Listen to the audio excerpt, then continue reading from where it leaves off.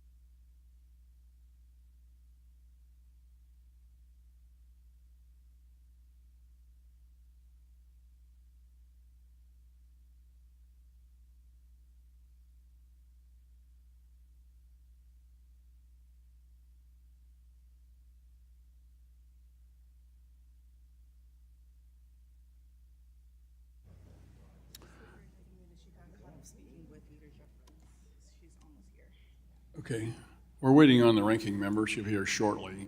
Just a housekeeping note for our witnesses this morning. Those boxes in front of you here that have the microphone on it do move. So I would ask you to pull those as close to you as you can, because the lady on the end transcribes what you say. And if she's not able to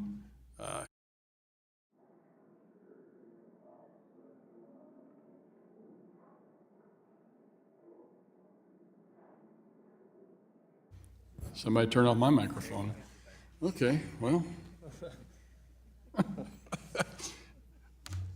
But please pull those as far forward and make sure you speak directly into it so that she can hear and our witnesses, our members can hear as well.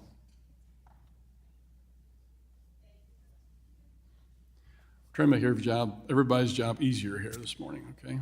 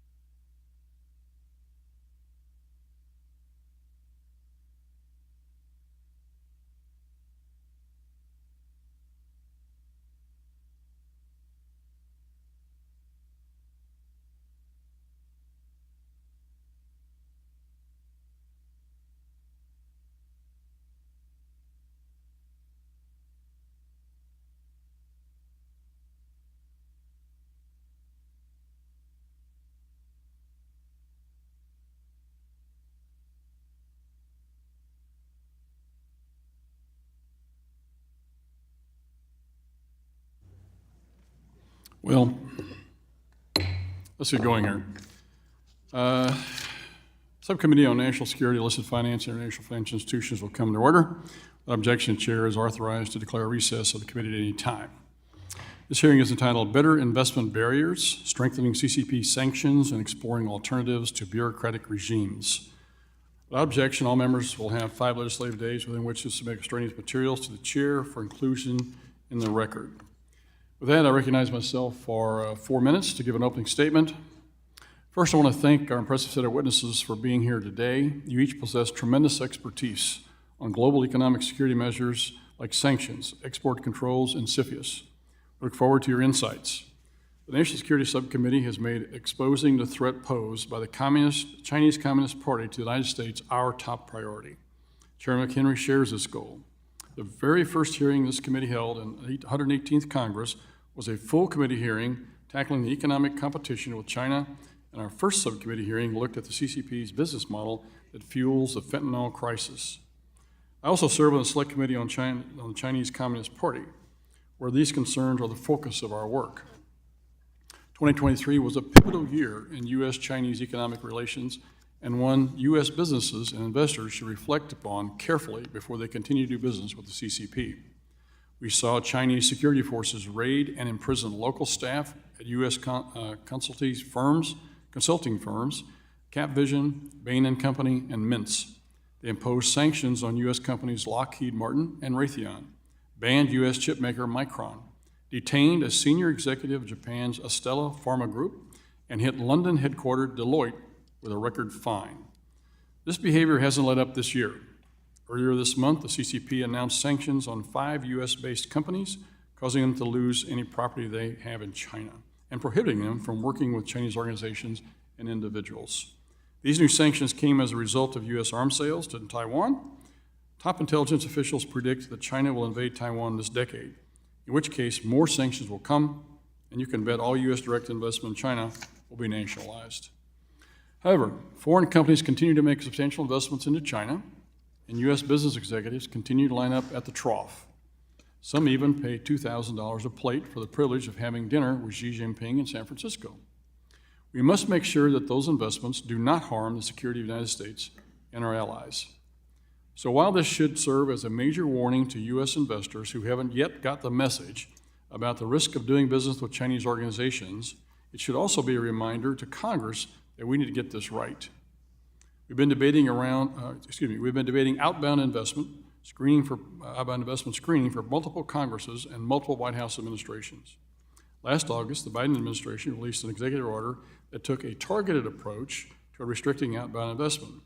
Chairman McHenry and I agreed this took a step in the right direction, but could be improved through legislative action, which is more permanent. Others in Congress are working on this issue. Last year, the Senate attempted to attach a provision to the NDAA, and the House Foreign Affairs Committee introduced its own bill. I applaud the efforts of my colleagues for continuing to think about how to address these challenges. We all share the same concerns around American investors feeding the beast that is the People's Republic of China. However, the best approach that I have seen on this front is the bill sponsored by my good friend, Mr. Andy Barr, the chairman of the Subcommittee on Financial Institutions and Monetary Policy, as well as a member of the subcommittee. His Chinese Military and Surveillance Company Sanctions Act passed through our committee with full bipartisan support, and I was a proud original co-sponsor as well. He also sits on the China Select Committee as a representative, like myself, from this committee. His legislation will require the president to impose sanctions on companies involved with China's defense or surveillance technology sectors. In my opinion, and the opinion of many on this committee, it is the bill that takes the toughest approach toward combating the economic threat of the CCP. At the same time, we cannot undermine the importance of a free market economy. So when we discuss this topic, it is critical to find the right balance between protecting Americans and our allies from the threats imposed by the Chinese Communist Party and other adversaries like Russia, while also promoting a global market that allows our economy to thrive without creating a sprawling new bureaucracy. I hope today's hearing will advance our productive conversations and help shape good policy for the American people. Again, I look forward to hearing from our witnesses and yield the balance of my time. With that, the gentlelady from Ohio, the ranking member, has joined us, and we recognize her for 4 minutes for an opening statement. Good morning, and thank you, Mr. Chairman, for holding this hearing, and certainly thank you to all of our witnesses for appearing here today to discuss the need for outbound investment screening. Since the enactment of the Foreign Investment Risk Review Modernization Act of 2018, the latest law and review and potentially prohibits foreign investments into the United States that may pose a national threat. Congress has taken a closer look at the reverse, meaning United States financial investments in foreign countries and companies of concern. This includes, for example, funds from the United States into the People's Republic of China. Several policy options have been proposed to screen outbound investments, including sector-based and entity-based approaches.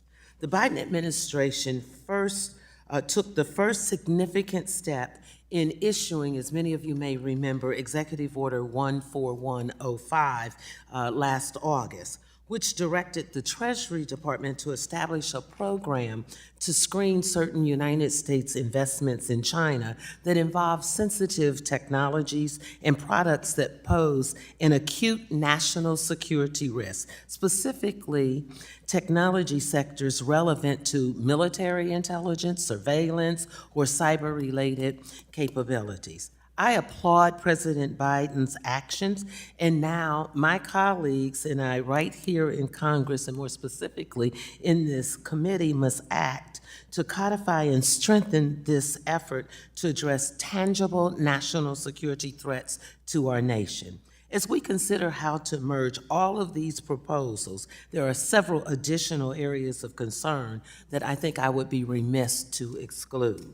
The first is incorporating consideration of supply chain resiliency, workers' interest, and climate risk, all of which have had a significant impact on our nation's economy and security. The second would be to review and potentially unwind existing United investments in China sectors of concern, augmenting the review of future investments in those same sectors. Finally, we need transparency into hidden funds, like passive forms of investing, such as mutual funds, index investing, that are not currently covered by many proposals. We may be also to get by leveraging work already done by the Securities and Exchange Commission and other agencies. It is important to note that while there may be varying approaches, there is a strong bipartisan, bicameral support for outbound investment screening. I look forward to learning more about the merits of the options presented as we explore the best way to ensure the United States investments are not in any way undermining our national security. Further, I'd like to point out that while outbound investment screening deserves our time and attention, we can close critical national security gaps in our legislative framework. It is also essential to our national security that we urgently provide aid to our allies in Ukraine and Israel. Talking about national security while the president's supplemental request is left to language is at best disappointing. But once again, thank you for being here. And we always say how much we look forward to hearing from our witnesses, but here's an opportunity for you to actually help shape us and give us information because we do have bipartisan support. Thank you, and I yield back. Gentlelady yields back. With that, we recognize the chairman of the full committee, Mr. McHenry from North Carolina, for 1 minute. Thank you, Chairman Lukemeyer, and thanks for holding this hearing. We agree that we must cut off revenue to the CCP's military-industrial complex and other bad actors, that's for sure. And it's critical we pursue solutions that don't kneecap one of our greatest strategic assets, which is our capital markets. I think it's important that as we work with House colleagues to build consensus on the right approach, using export controls and what has been a traditional statecraft, an economic statecraft that the United States has had, we get the mechanics right so that regulators can implement these programs, so the private sector can abide by them, so we can actually have strength. Independent of hawks and doves and that debate, I think it comes down to whether you understand the issue. For example, a Control-F search for artificial intelligence, or AI, in recent corporate disclosures will yield thousands of results from every Fortune 500 company. So the Fortune 500 could be considered an AI, all of them, if we get the regulations wrong, if we legislate inappropriately, and if we have a dumb approach. Let's have a smart approach, let's be effective, and let's do it together. Yield back. Chairman yields back. With that, we will introduce our panel for today. We're excited about the witnesses we have. The Honorable Rich Ashew. Mr. Ashew is Corporate Vice President for Global Trade and Government Affairs for the Lamb Research Corporation. Welcome. Honorable Thomas Feddo. Mr. Feddo runs the Rubicon Advisors, LLC. Welcome. And Emily Kilcrease. Ms. Kilcrease is a Senior Fellow and Director of the Energy, Economics, and Security Program at the Center for a New American Security. Welcome. Thank each of you for taking time to be here today. Each of you recognized for 5 minutes to give an oral presentation of your testimony. Without objection, each of your written statements will be part of the record. And with that, Mr. Ashew, you get to start. You're recognized for 5 minutes for your oral remarks. Thank you, Mr. Chairman, Ranking Member Beatty, and also Chairman McHenry and the rest of the members of the committee. It's great to be here. I appreciate the opportunity. Having served as Assistant Secretary of Commerce for Export Administration at the Bureau of Industry and Security, I have both the honor and challenge of confronting many of the issues you all just described. And I'm happy to share my perspective on this. The concerns at the heart of this hearing are well-founded, and they derive from the oft-stated objective of the People's Republic of China to unseat U.S. technology leadership in the world. It's important to stress at the outset that U.S. technology leadership remains strong globally, and that the American culture of innovation is the envy of the world. I say that because it's essential for policymakers as you consider the challenge of promoting U.S. technology advancement while regulating it in the face of potential threats to cause no harm to the very thing you are trying to promote and protect. The progress that has been made in shoring up those protections by Congress is the result of legislation this committee has had a key role in enacting, the Export Control Reform Act and the Foreign Investment Risk Reduction Act, also known as ECRA and FIRMA, which were enacted in 2018. There are lessons from that debate which remain relevant, and I will confine my comments today to 3 recommendations drawn from those lessons. First, I urge you to leverage existing authorities. The temptation to address a broad panoply of legitimate interests which do not necessarily rise to the level of a national security threat is alluring. There's also a persistent temptation to regulate technologies that are important but may not constitute a threat to national security if shared beyond our borders. It is job number 1 for policymakers to clearly define and be specific in targeting legitimate security threats. One of the most crucial updates to FIRMA and ECRA was to dovetail their definitions and authorities, establishing a unified definition of critical technology and grounding that definition in well-defined export control lists, such as the Commerce Control List and the United States Munitions List, created clear, specific, updatable mechanisms for regulators to target specific threats. Prior to FIRMA and ECRA being enacted, agencies all worked under differing and competing ideas of what technology matters, wasting valuable time and effort on debates instead of action.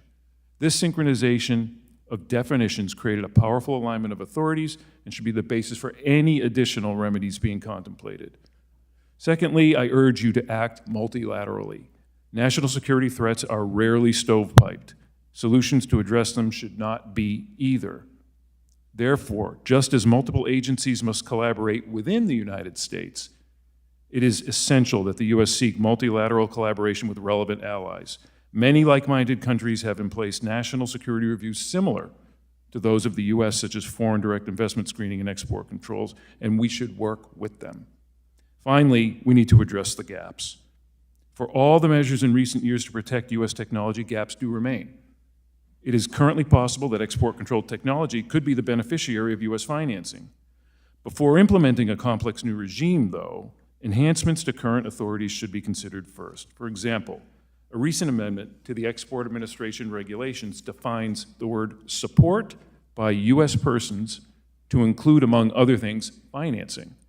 While further study must be conducted, Congress and the executive branch should consider clearly defining this newly expanded definition to address the concerns around illicit financing of controlled and therefore critical technology. This feature of the law creates a regulatory hook to limit financial activities already tied to restrictions based on export controls. Another opportunity for improvement exists in the multilateral space. The need for alignment among specific technology-leading countries is recurring and should not be ad hoc. Quantum computing, artificial intelligence, and semiconductor development are examples of technologies where the most advanced capabilities reside in a small handful of countries. A coordinated agreement encircling key technologies, including the financing of them, is best done among the countries that control the development. The U.S., along with key allies, should consider a new method for multilateral controls in targeting technology areas that can work with but is separate from the existing multilateral regimes such as the Wassenaar Arrangement that have served the U.S. and partner nations well but are ill-suited for the complex technology supply chains we're confronting today. Without such alignment, unilateral policy will ultimately fail in combating both the national security and economic threats coming from China. U.S. global leadership is indisputable, but it is perishable.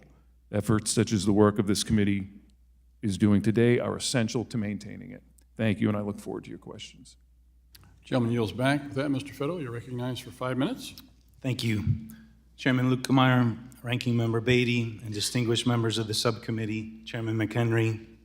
Almost exactly a year ago, I participated in the full committee's first substantive hearing of the 118th Congress, where we talked about the economic threat from China.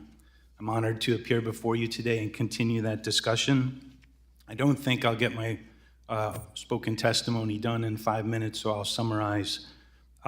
This conversation is about using existing authorities to combat that threat and to leverage those to protect U.S. national security interests and mitigate risks posed by certain U.S. private sector investments into the People's Republic of China. As you'll see from my testimony, I'm convinced that an economic sanctions program administered by Treasury's Office of Foreign Assets Control would be the most immediate, effective, and impactful way to address these risks. I previously served as the first Assistant Secretary of the Treasury for Investment Security and oversaw the implementation of FIRMA at CFIUS. I've also spent 7 years in senior positions at the Office of Foreign Assets Control, administering enforcement of economic sanctions. And that's what I bring to this discussion. As I've emphasized in prior testimony, the dangers posed by the PRC are real and present and not over the horizon. And in the midst of an accelerating tech industrial revolution, the goal of maintaining tech superiority necessitates reinvigorating the defense industrial base fostering research and development, strong partnerships with the private sector, and it also means careful and calibrated deployment of our economic might and related authorities through things such as economic sanctions, export controls, and CFIUS, what today is often referred to as economic statecraft. In recent years, some policymakers have urged the government to screen and regulate outbound capital flows through the creation of yet another regulatory authority, what has sometimes been referred to as outbound CFIUS, to regulate something called smart money. The scope of this ostensible national security gap has not been precisely defined, but in general is described as arising from a U.S. person venture capital or private equity investment into Chinese startups working in high-tech fields that could impact U.S. national security. And because, of course, money is fungible and could be replaced by other investors in Europe or Asia or the Chinese government itself, the focus has been on what comes in addition to that money, the intangibles, the management experience, the relationships, and likewise. The data regarding venture capital investment into startups into China is very limited. Yet, that is among the reasons I remain skeptical of the effectiveness of a new CFIUS-like regime to screen where and how Americans invest their funds and their capital. It would be regulation and resource intensive and slow and bureaucratic. In my view, also, Congress should lead on an issue of this complexity and potential impact, legislating a policy approach. The Treasury Secretary, and as you mentioned, the President issued Executive Order 14105 last summer, establishing a new regulatory regime. The Treasury Secretary has been directed to lead a notice and comment and the promulgation of rules. There's been notice and comment, and a final rule is anticipated at some point this year. 14105 is not a screening mechanism, but rather a series of investment prohibitions or notifications regarding semiconductors, quantum computing, and artificial intelligence. There are additional legislative proposals to expand that to other high-tech sectors. As I point out in my testimony, this will mean new bureaucracy, new resources, new processes, and new regulations with yet another set of complications and unique set of costs. The limitations should be apparent. The responses to the proposed rule that Treasury issued were extensive, and they asked for answers from the public to more than 83 questions regarding scoping that new regime. There were more than 60 comments of substance to that process. Many of them were vague, complained about the vagueness, the broadness, and the complexity of the potential regime.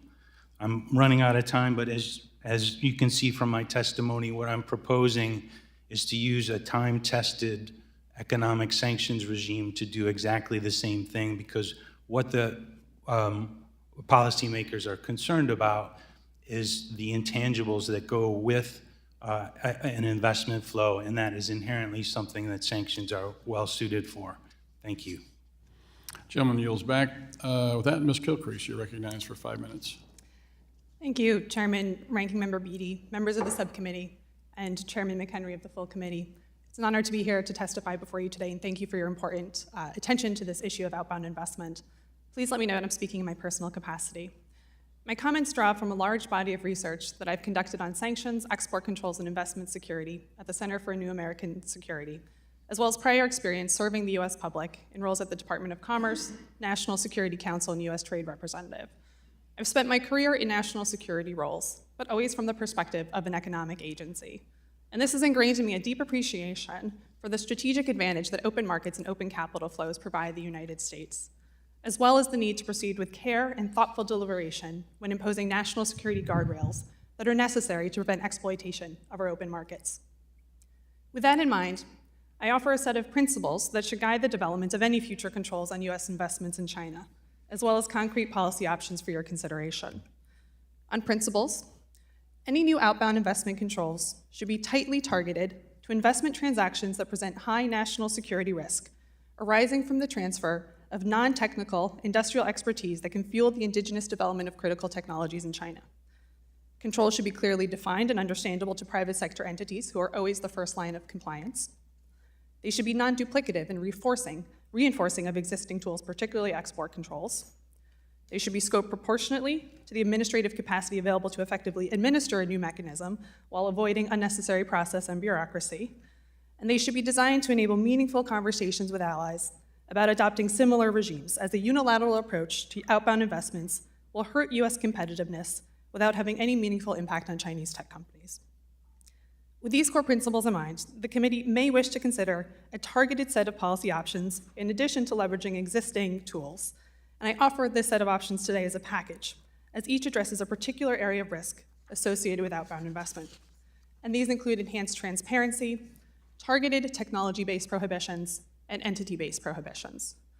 The United States does need more transparency around US investments in China, and Congress could consider a tailored set of mandatory notifications for certain US investments made into Chinese companies that make high-risk technologies.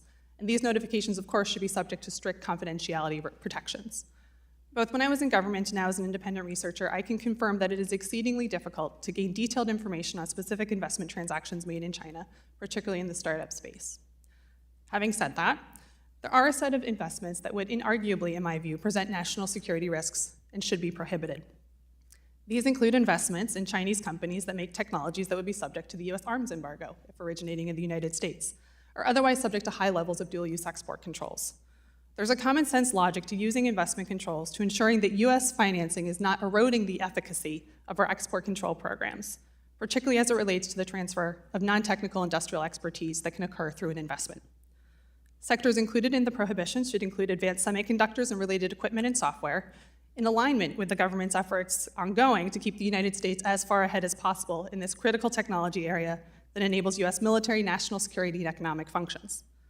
There is also emerging consensus on the need to set controls on frontier AI systems based on the computing power of these systems, and my written statement provides additional information and technical resources on that point. In addition to targeted sectoral restrictions, Congress may wish to consider entity-based restrictions. Expansion of the non-SDN Chinese Military Industrial Complex Program, or CMIC program, to prohibit investments of all types, not just publicly traded securities, can provide a well-calibrated entity-based tool. Entity-based approaches alone will not be sufficient, as they are inherently reactive in nature, and each listing requires lengthy, in-depth analysis. But they can provide an important complement to tailored technology-based prohibitions, where the government has knowledge that a particular entity is acting in a manner contrary to US national security and foreign policy interests. Finally, the ongoing debate on outbound investment controls reflects how novel this type of program would be for the United States. It's critical that there be a regular process to evaluate the effectiveness of any new outbound program. Evaluation is an area where the United States unfortunately usually falls short, but it's critical to ensure that any new novel economic security tools are meeting Congress's national and economic security objectives. It is essential that Congress act. Doing so can ensure the durability and appropriate scoping of any new outbound program and the alignment of resources for effective implementation and enforcement, as Congress so wisely did during the 2018 CFIUS reform process. Let me end by noting that while today we're focused on a particular set of economic restrictions, it is equally critical that the United States not lose sight of the need for an affirmative strategy to engage in the global economy and set the terms of trade to US advantage. Thank you again for the opportunity to be here, and I look forward to your questions. Gentlelady yields back that the ranking member of the full committee has arrived, and we'll recognize the gentlelady from California for 1 minute. Thank you very much, Chairman Lukemeyer and Ranking Member Beatty. In August, President Biden issued an executive order to initiate America's first program to screen U.S. investments overseas, particularly those funding China-based firms, to prevent U.S. dollars from being used to develop the Chinese military. I support the legislative effort to codify and strengthen Biden's order and urge my colleagues to go further by extending the screening to existing investment contracts and not just future investments, ensuring transparency into private equity and venture capital funds, which represent billions of opaque dollars, and screening investments for their impact on environmental and social concerns, like human rights, because they can harm our national security. We have an opportunity here to ensure that none of America's resources are used to undermine our country or support our adversaries. Thank you, and I yield back. Lady yields back. Now we turn to member questions. The chair recognizes himself for 5 minutes for questioning. You know, Mr. Barr has got a bill that deals with outbound investments, which I think is probably the best answer to what we're talking about here this morning, and I'm going to try and set the stage for him to, he's very eloquent and a whole lot smarter than I am, so I'm going to set the stage for him this morning with regards to some of my questions. But each of you this morning made a comment with regards to emphasizing the fact that we need to have a strategy. We need to understand how we can curtail investment in China in a way that protects the United States as well as hurts the Chinese as much as possible. So, Mr. Fetto, in your illustrious career here, you've been working with different sanctions and export controls. It would appear to me that we need to be able to work with our allies to make those sanctions and export controls effective. Can you explain to me how that can happen? Is it happening? Do we have a plan? I don't know whether it's happening or we have a plan, but of course, any of these economic statecraft tools, in my opinion, are better and more effective if there is a multilateral approach. For example, in the course of implementation of FIRMA and the expansion of CFIUS authorities, we spent a great deal of time encouraging other countries to develop similar screening mechanisms for inbound capital that could pose national security risks. And so that is something that I think makes these sorts of economic statecraft tools more effective. You know, it appeared to me, and I say this all the time, that the more you enhance the China economy, the better you're feeding the beast that's going to eat us at some point. And so to me, this is really, really important that we get this right, that we understand that we need to minimize our investment there and find a way to slowly decouple ourselves from Chinese investment and Chinese trade. But doing that is the trick. And one of the things that came up this morning in our Chinese Select Committee was the fact that Chinese economy is slowing. You know, yesterday or day before, the court in Hong Kong told Evergrande, one of the largest real estate companies in China, to start liquidating. The whole Chinese economy is teetering right now from the standpoint demographically. They're in trouble. The real estate market is collapsing, and a lot of the trade with the rest of the world is going down, other than the automobile industry that we saw yesterday with a meeting that we had that's going up. So the question, I guess, is if we can, how dangerous is China if we weaken them? Does that entice them into reacting more aggressively against China, or against Taiwan, or continuing to build up relationships with Iran and Russia, or does it, because they can get fat and happy, so to speak, does that enable them to sort of sit back and be more predictive whenever they're trying to do something else? Mr. Hsu, would you like to answer that question? That is certainly the risk that should be contemplated in whatever strategy we pursue. It's important to know that China has definitive red lines that they will not veer from. Taiwan, for example. My sense is, from a U.S. strategy point of view, a desired outcome would be a China that is in many ways dependent on the U.S. In some ways they are. There's technologies that they don't have and we do. We should seek to grow that dependency. It allows for commerce to occur, but it also ensures that it is not a level playing field. That is, to me, the sort of balance that could strike, if you will, a compromise between pushing China too far in either direction. You know, one of the things that came out of the meeting this morning, and Secretary Burnett made a comment that not only do we want to try and deter and sort of hit the Chinese economy, but we have to make sure our economy is strong as well. And you kind of hit on that a little bit. If we make them dependent on us, it helps us to be stronger as well. And he also made a comment with regards to, we either provide leadership or we govern by crisis. That's a pretty interesting comment. It means we got to start leading instead of following. We have to provide leadership, especially in something like this. We need to set parameters. Mr. Fetto, would you comment just for a second with regards to the regime and sanctions that are Mr. Barr's bill? Do you like those? Do you think it's going to work? I do. Most of my written testimony is about the benefits of using economic sanctions to tackle this problem, because fundamentally, it's about modifying the conduct of U.S. persons, right? It's not about the fungible money, it's about what comes with it.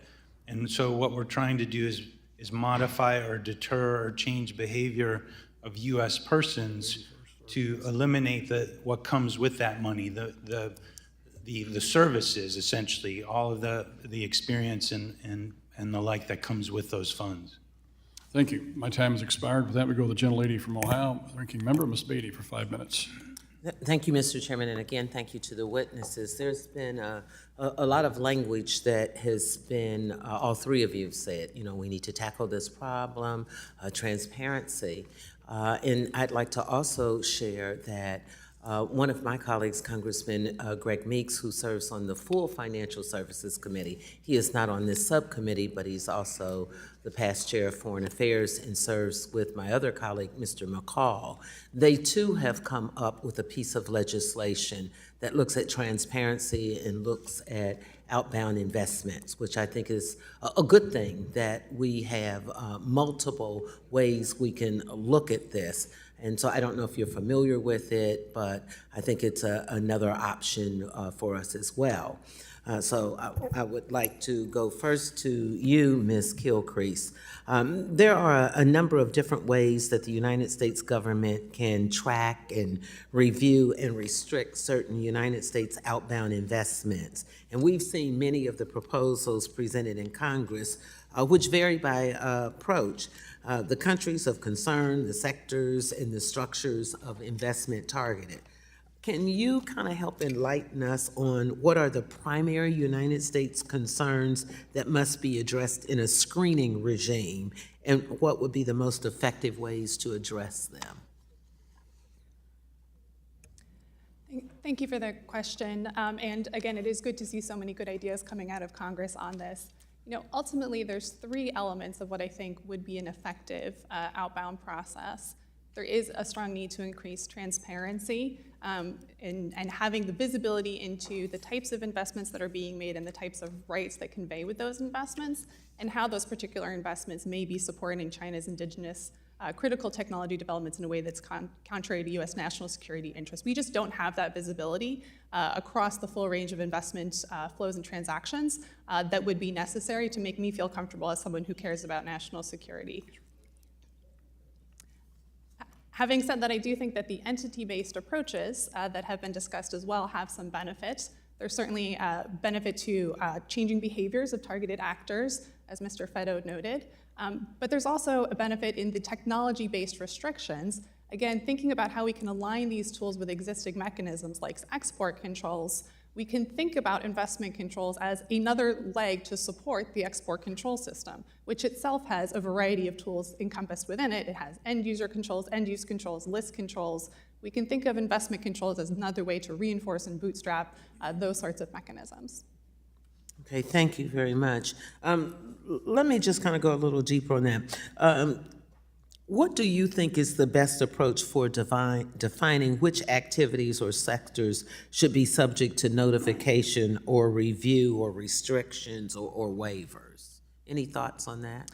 Yes, thank you for the question. Here again, I come back to leveraging the existing list that we have in the export control system. The United States government, through the U.S. munitions list and through the commerce control list, has already identified a wide range of technologies that are critical for U.S. national security interests. And so as we think about scoping investment controls, we should be thinking about how to target our transparency as well as our prohibition efforts on those exact sets of technologies as well, which again have already been identified. I don't think we want to create new lists or create a new bureaucratic structure that has to come up with new lists. We've got them and we could leverage those existing systems. Mr. Feddo, you also referenced President Biden's executive order and what it did. In another piece of legislation that I referenced earlier with Mr. McCall and Mr. Meeks, they also talk about in that transparency and taking it a step further. I don't know if you've had any opportunity to review or see their legislation, but I'd be interested in any comments on that.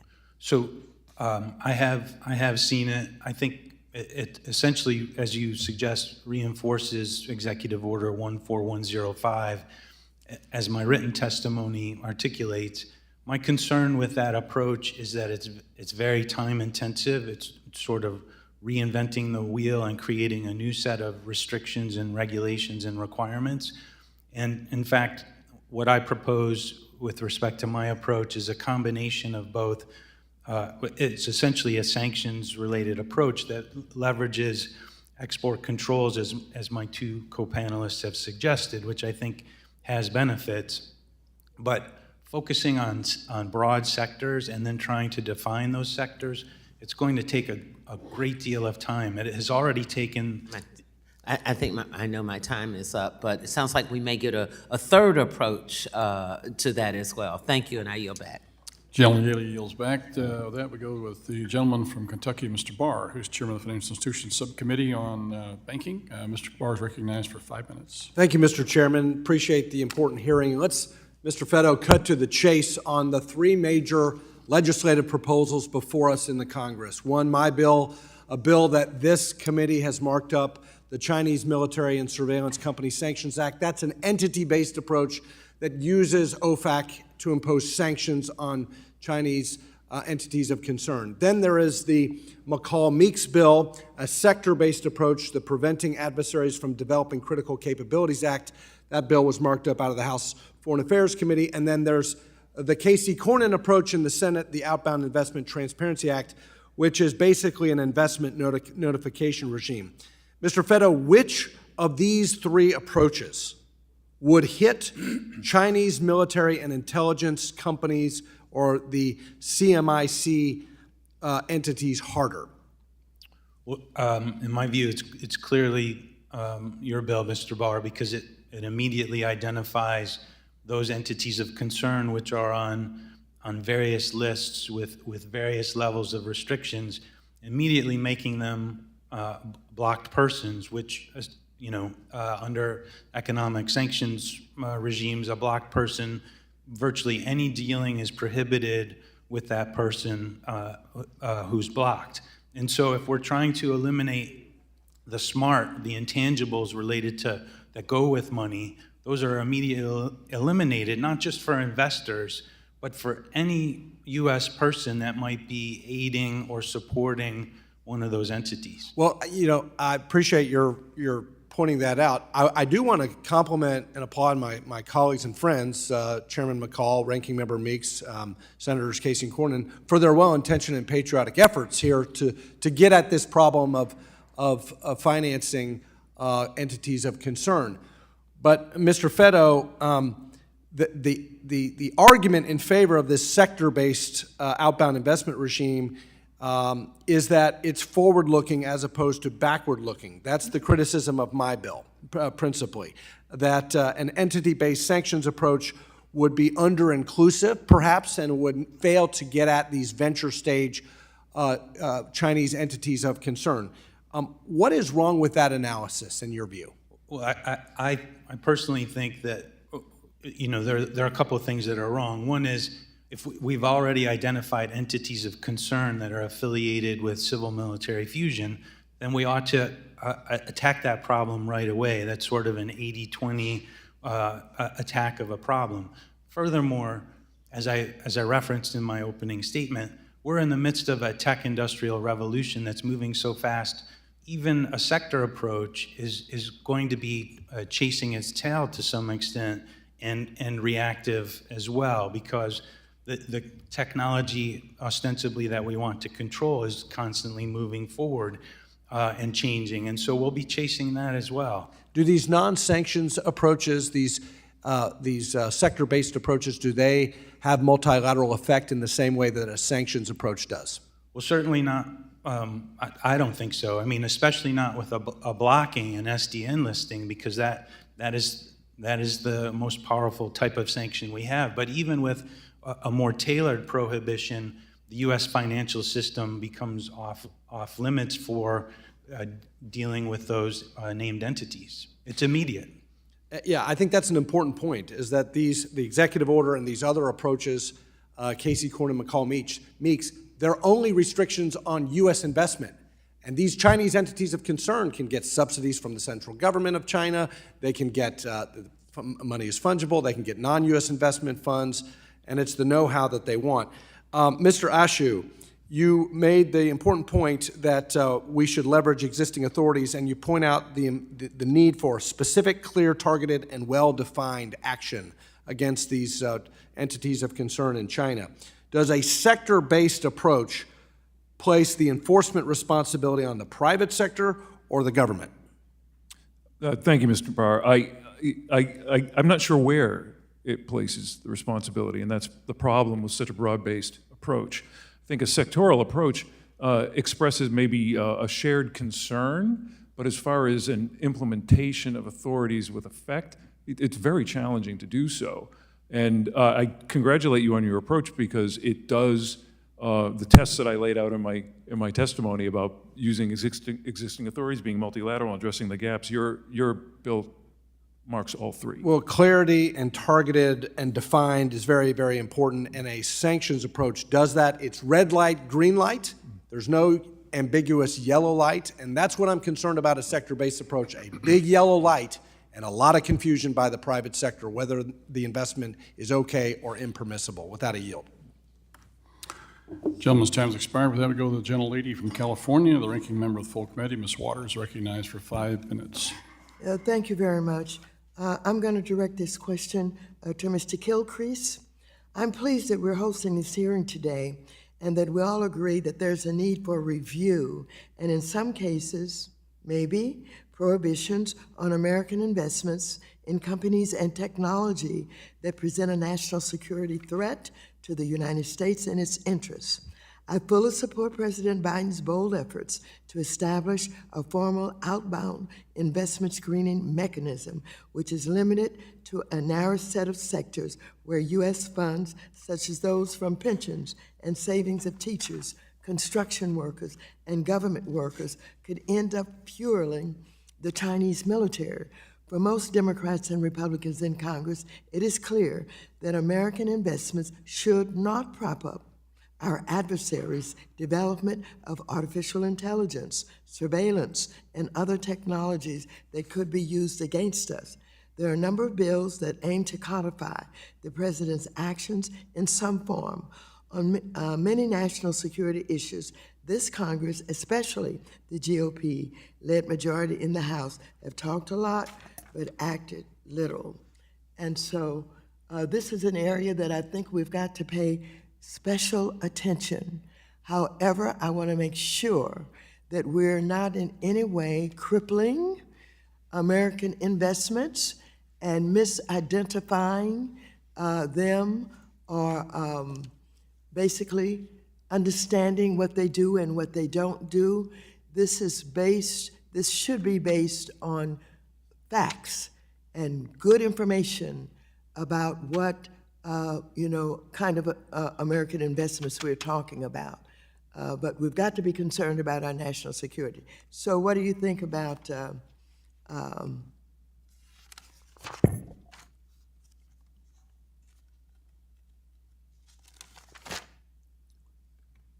Ms. Kilcrease? In light of Chinese military ambitions on the growing threats from climate change, why do we need to act now on expanding outbound investment screening to protect American national security? Thank you for the question. It is quite clear that we are in the middle of a generational challenge with China, and it's a challenge unlike one we've ever seen before because of the interconnected nature of our technology ecosystems and our economies. And it is, I think, a growing shared concern, including amongst my panelists here, that investments are part of that problem. And so the debate now is how to fix that in a way that maintains the U.S. advantage in open markets while getting at those investment transactions and flows in the most effective way, the most proactive way that sheds light and transparency into dark pools of money in areas where we don't have great visibility as the U.S. government, to enable us to take action in a strong yet targeted way against those high-risk investment transactions. As you know, there are a number of thoughtful approaches that you have mentioned and that you have talked about, including President Biden's bold executive order from last August that aimed to review and potentially prohibit investments from the U.S. into countries and sectors that could pose a threat to our national security. For example, we don't want American capital funding the development of Chinese surveillance tools that will be used to spy on Americans. We don't want U.S. money to help the Chinese Communist Party to develop artificial intelligence that will be used to breach our defenses or undermine our elections. Most Democrats and Republicans in the House and the Senate agree. These proposals would be further strengthened by adding a review of rescinding existing investments. Some private equity in investments that made last year extend for another 5 to 10 years and will continue to transfer American know-how.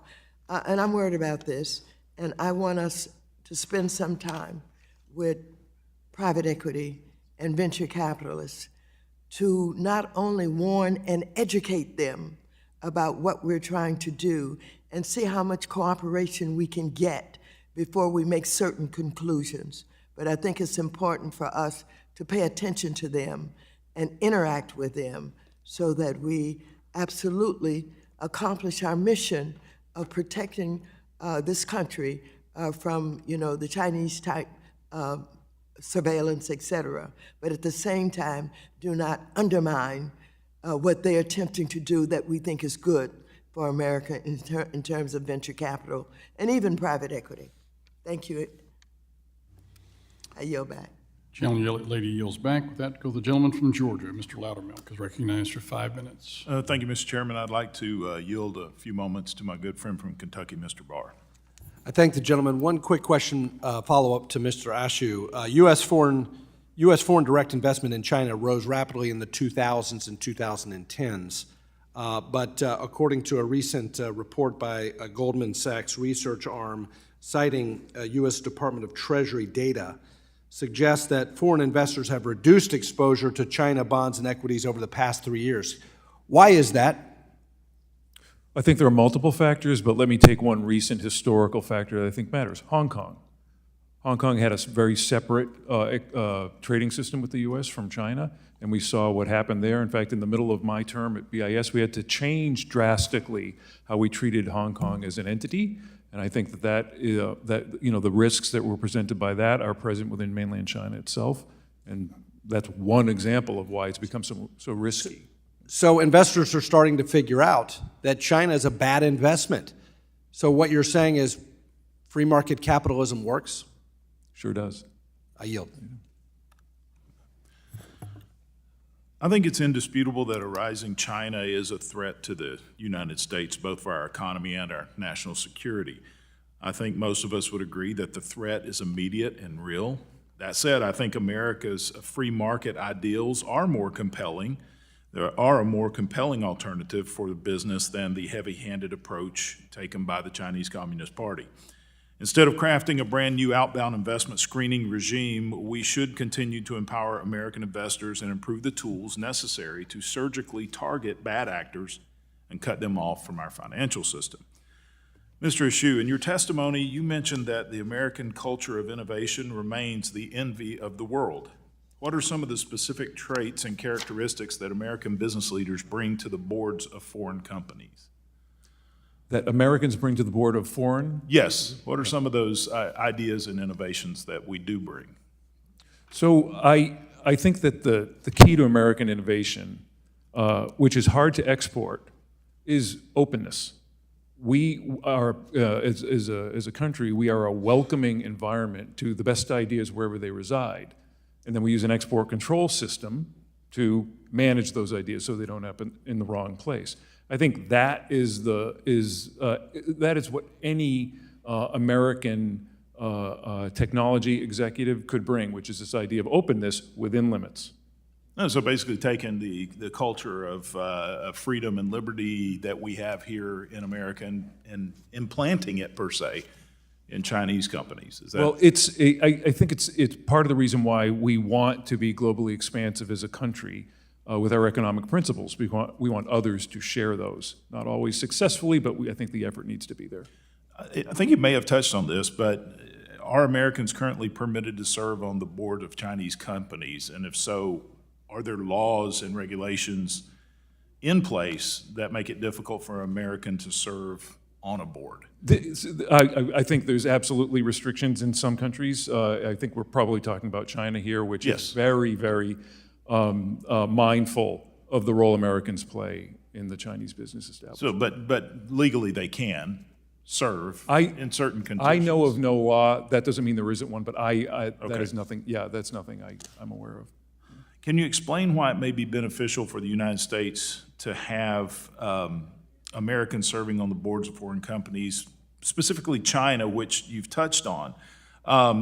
But does having American executives serving on foreign boards have a strategic benefit for the U.S.? I mean, a long-range benefit? It does, and it refers back to something I said earlier, which is one possible strategic goal for the United States is creating a dependency, a leverage over China. That can be technology, but can also be in the form of individuals. I think it's always good for us to be in a position of superiority relative to economics, technology, and so on. So for a lack of better term, maybe gaining some intelligence on the direction that certain companies that may be competitive to American companies would be taking. One of the things, again, back to my days at BIS, one of the things we were always concerned about when we took an action, like a particular sanction or restriction, was that we would then lose information.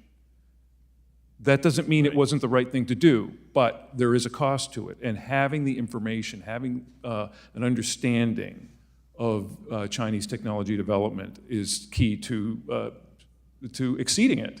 All right. Thank you. I see my time's expired. Now yield back. Gentleman yields back. With that, we go to the gentleman from Texas. Mr. Gonzalez recognized for 5 minutes. Thank you, Mr. Chairman and Ranking Member, and thank you to the panel for participating today. My question is to Ms. Gilcrease.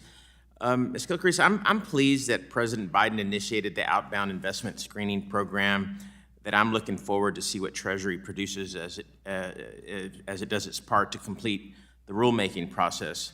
No doubt U.S. money should not be going to Chinese or Russian firms that use these funds to build technology to support current or future acts of aggression against the U.S. and our allies.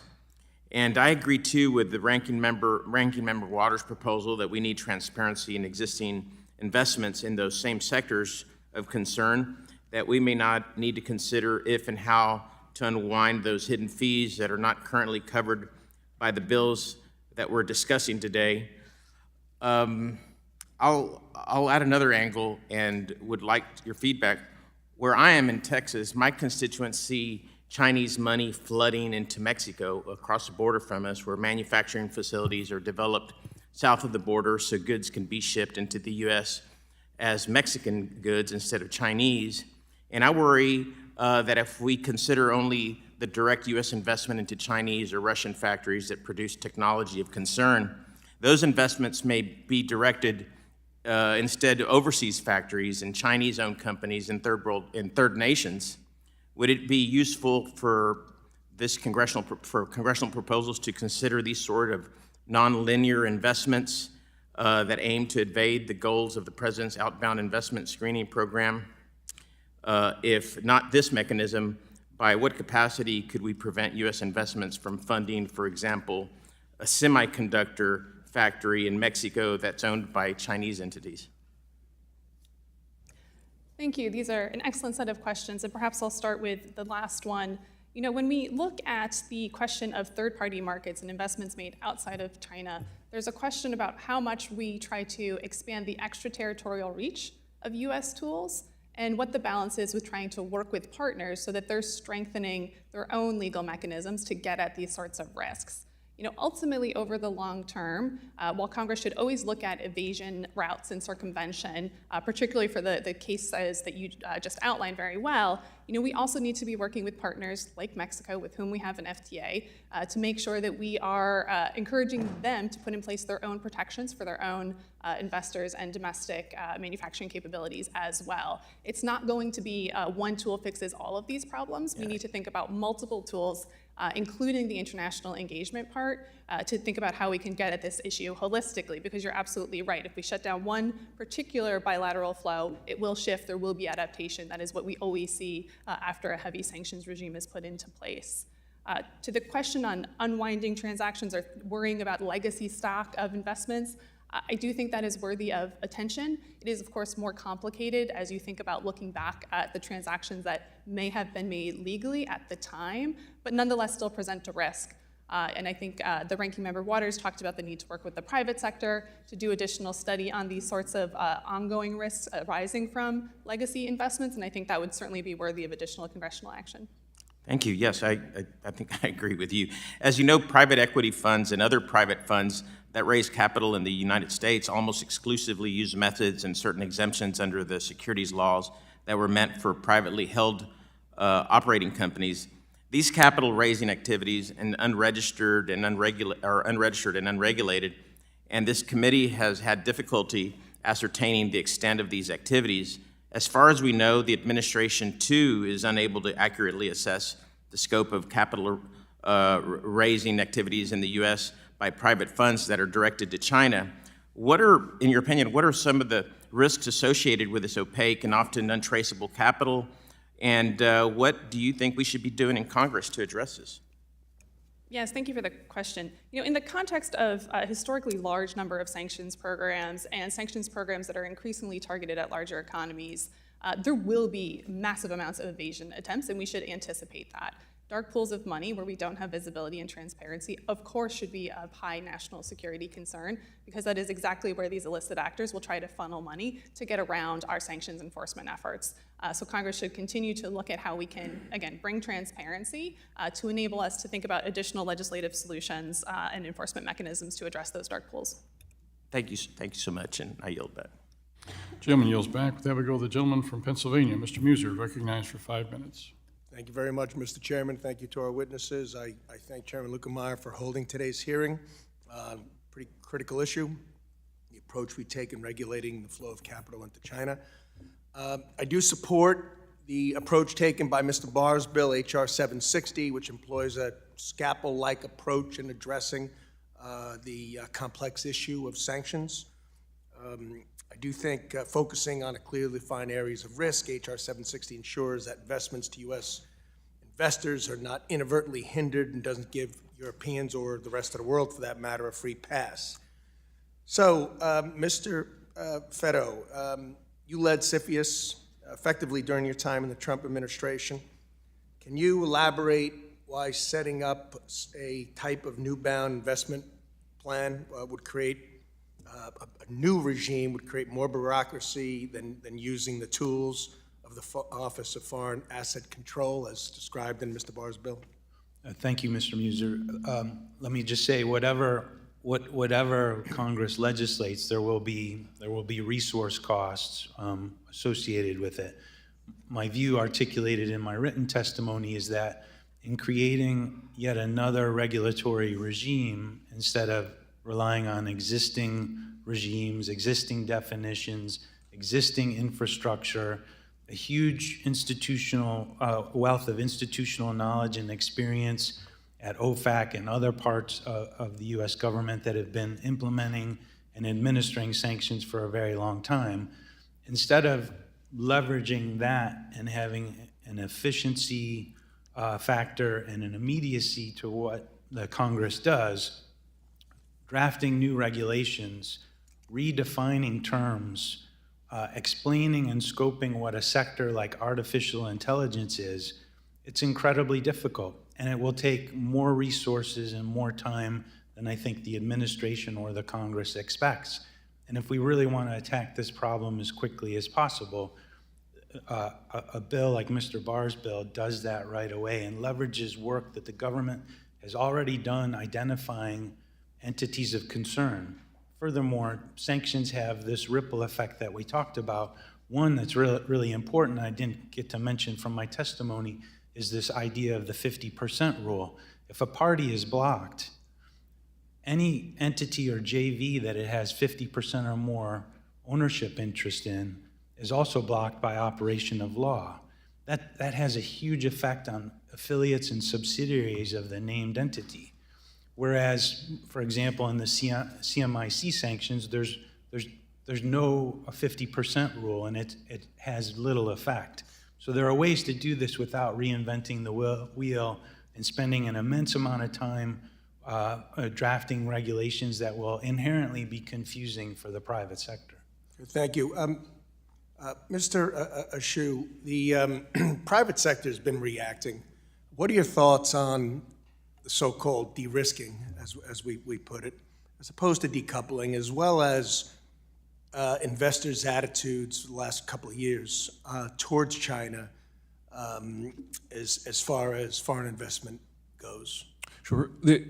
We've seen the de-risking happening. It's happening because it's apparent to anybody investing in China that the risks have gone up. I mentioned Hong Kong as a very sobering example of how the Chinese approach to economics has changed. We see human rights violations without peer in the Xinjiang province, and the U.S. took action to deal with that, but those infractions still continue. So it's not getting any better. And I think that in the case of, in particular, private industry, on whom the U.S. government relies for U.S. policy to be effective. Remember, in the case of financials or technology, those two areas are so broad and vast. The U.S. government can't possibly implement the policy on its own. It needs the cooperation of industry. And in the case of de-risking, there are many ways serving U.S. policy for us. Okay. So looks like China's certainly lacking in capital investment. Do you feel that they'll be able to make up for it, or do you see a downward trend in China manufacturing as well as their economic viability? So obviously their system is not a capitalist one, and it's difficult to predict, but I will say this. The answer has a lot to do with what the U.S. does. I'm sorry, I'm over time. We'll talk later. Sure. I yield back, Mr. Chairman. The gentleman's time's expired. With that, we go to the gentleman from North Carolina, Mr. Nichols, recognized for 5 minutes. Thank you, Chair Lukemeyer and Ranking Member Beatty. We're holding this hearing in the name of national security while simultaneously jeopardizing our national security by failing to provide needed aid to our allies in Ukraine and in Israel. We should be talking about Ukraine and the urgent need to stand with our allies. Listen, I believe that a majority of my colleagues in the Republican conference support aid to Israel and Ukraine, yet we continue to fail to act. And it's a shame because a bipartisan majority in Congress supports doing these things for our national security. Yet a minority of the Republican Congress seems to have the power to block action. Ukraine is running out of bullets in their war for democracy against Putin, and our ally Israel faced the deadliest attack on the Jewish people since the Holocaust. The time for action is now. Every day we fail to act is a gift to Vladimir Putin, and if we gift wrap Ukraine and hand it over to Russia, it will be among the greatest failures of American foreign policy in our nation's history. Russia will not stop with Ukraine. While the costs of standing with Ukraine are high, we'll spend 100 times more money containing and embolden Russia around the globe if we fail to act. But on today's hearing on outbound investment in China, it's certainly important as China's growing role in the international economic landscape generates legitimate questions and concerns. Competing effectively with the Chinese Communist Party is essential for our national interest. The Chinese Communist Party's military-civil fusion policy, which demands that all Chinese firms support military needs upon request, poses a direct challenge to our national security and economic integrity. We should work together across party lines to develop a strategic and transparent approach to outbound investment that safeguards our national interests without stifling economic growth. We don't want U.S. capital inadvertently bolstering China's military capabilities. I'd also like to note that we should also be screening outbound investments to places like Russia, Iran, and North Korea. First question to you, Ms. Kilcrease. To what extent is the U.S. government currently in a position to effectively understand, monitor, or control outbound investment activities? Thank you for the question, sir. And it's worth noting, across the range of adversaries that you just noted, there are certainly restrictions, particularly in the Russia case, related to outbound investments under existing sanction regimes. So I would hope that that investment flow has dried up at this point, given the existing sanctions. But on the broader issue of transparency and disclosure, this has been a common theme that has come up where we know that there is a concern, but it's difficult to get precision around exactly the types of risks that can present and the types of transactions that are actually happening in the wild, particularly as we think about evasion and circumvention of increasingly sophisticated actors. So there's certainly a need for increased transparency. Thanks. And again to you, considering the Chinese Communist Party's military-civil fusion policy, could you explain how the Chinese government might use this strategy to encourage foreign investments into China, specifically to facilitate technology and capital transfer to Chinese firms? Absolutely. It's one of the challenges in trying to craft a targeted regime, whether it's under export controls or investment controls, where you're trying to distinguish civilian and military end uses in the China market. Military-civil fusion makes that an increasingly complicated effort to do, and I think what we're starting to see in government policy making, including through the administration's October 7th export controls, is a movement towards a countrywide approach, where we're just setting clear technical parameters for what sorts of technology are most relevant to national security, and saying that no export can go beyond that technical parameter that's clearly defined in regulation. That's why in this conversation we keep coming back to the technology approach in addition to an entity approach, because we have these clear definitions in the export control context, and we can leverage those to get at this countrywide approach in response to those exact concerns you just mentioned about the military-civil fusion. Thanks. Ms. Kukris, what is the most effective way to decide which sectors or activities need screening? Notifications, reviews, restrictions? What do you think? I do think here is where we can leverage the great work that's already been done by our export control agencies. We have the U.S. munitions list, we have the U.S. commerce control list. There has already been a great deal of work to define with great technical detail and published in a public way specific technologies that are controlled. And I think that is exactly the kind of work that we can build on when we think of outbound investment controls. We can't just say AI, we need to get very specific about what we're talking about. Thanks so much, and I yield back. Gentleman yields back. There we go, the gentleman from Texas, Mr. Williams, Chairman of the Small Business Committee, recognized for 5 minutes. Thank you, Mr. Chairman. The People's Republic of China has an extensive history of withholding, falsifying, and manipulating data for purposes to benefit themselves, avoid international financial law, and conceal their dealings with hostile actors. We know that the CCP has developed partnerships with other dangerous actors like the Russians, North Koreans, as well as aiding South American drug cartels through the money laundering operations and as a supplier of chemicals. These affiliations are extremely concerning and highlight the need for the United States intervention in demanding more transparency in the Chinese financial system.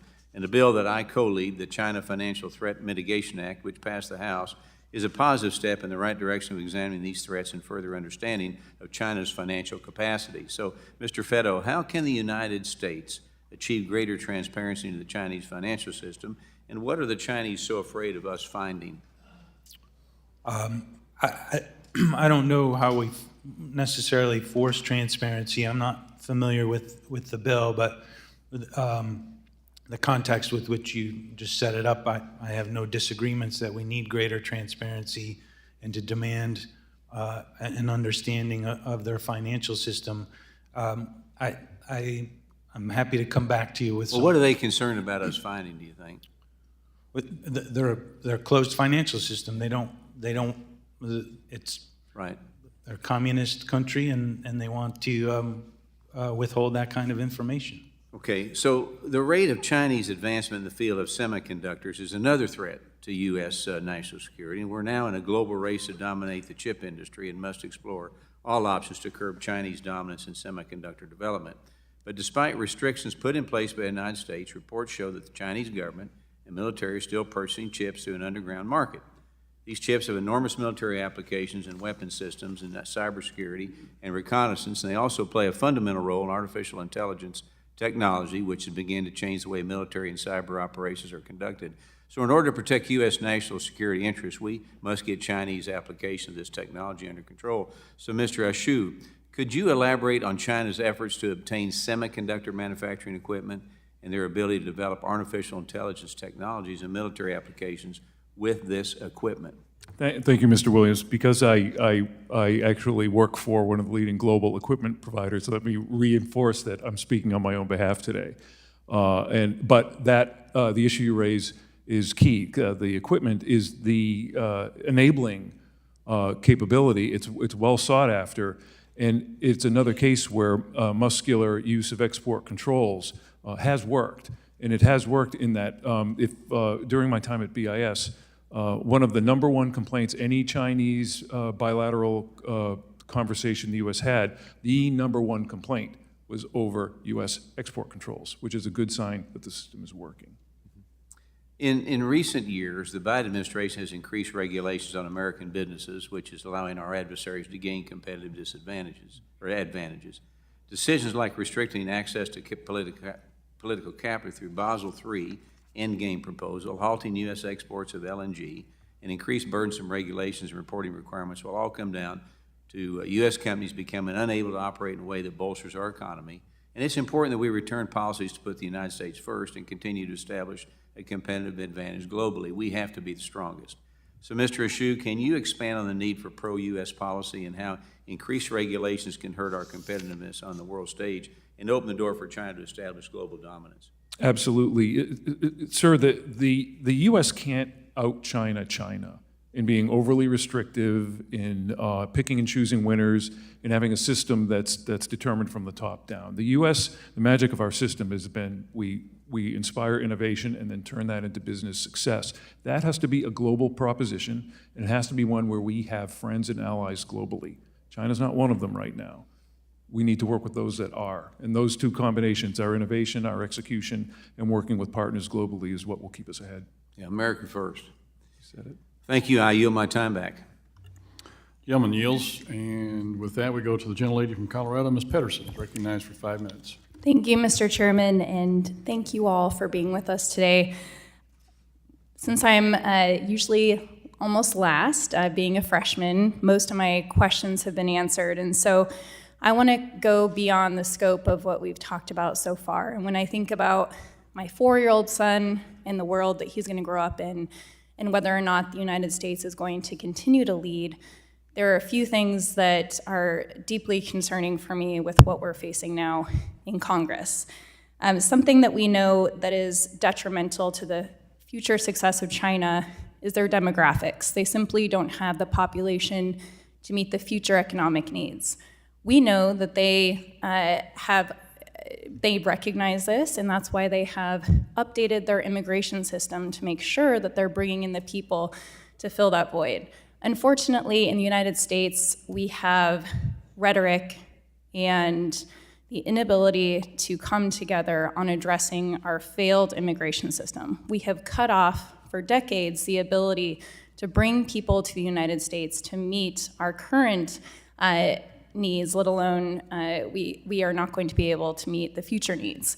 So you talked about, Mr. Ashu, the need to have the competitive advantage around technology and also people. So can you talk about what we should consider here in Congress with our current, in Colorado, we have 2 jobs open for every person that's looking, and every single business leader that I talk to is begging for people to come here to have legal pathways, and they say they come here and they come to get the best education, they want to work in the United States, and then we send them away to work for our competitors. So our inability to actually address the human capital needs of our country, are you worried about the future of the United States if we don't come together to address this? What a thoughtful question, and I am going to take it back to a point I made earlier about the U.S. system of innovation being the envy of the world. It is because of the dynamics you just mentioned. Not only in our open society, when we welcome those from other countries into our nation, we benefit from what they know.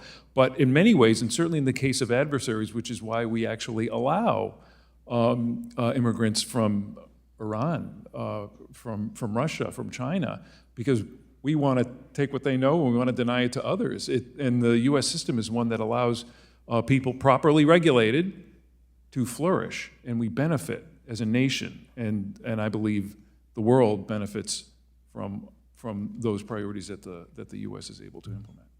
Well, now, thank you for that. I've heard from many companies that the benefit is that we have in the United States is people actually want to be here, but we have a huge gap in actually creating those opportunities and pathways.